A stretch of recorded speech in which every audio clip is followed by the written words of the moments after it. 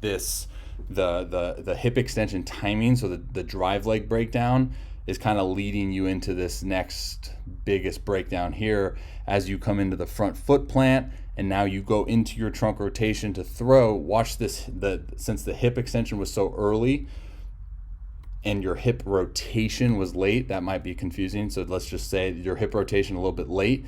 Now you shoot into active hip flexion, right?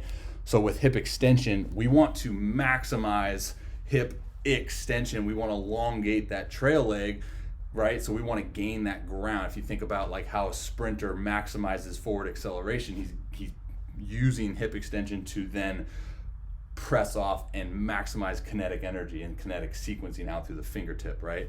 So if our hip is going into flexion, think about like how can you throw a baseball as powerful as you can if you're shooting forward before ball release, right?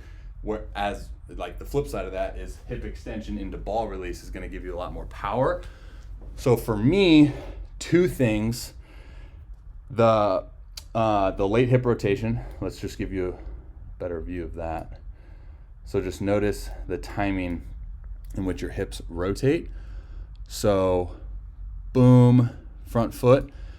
What I like to see is this back foot more into like this area when we touch down.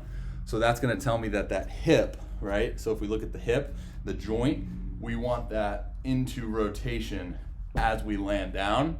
So then we can create that separation.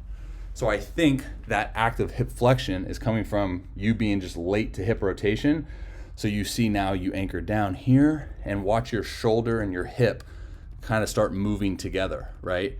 Whereas we want to do the opposite, where we hip rotation, right? So our hips rotate, and then it comes to a point where then we anchor down with our front foot, and then the hips rotate, like the completion of rotation then brings the trunk through.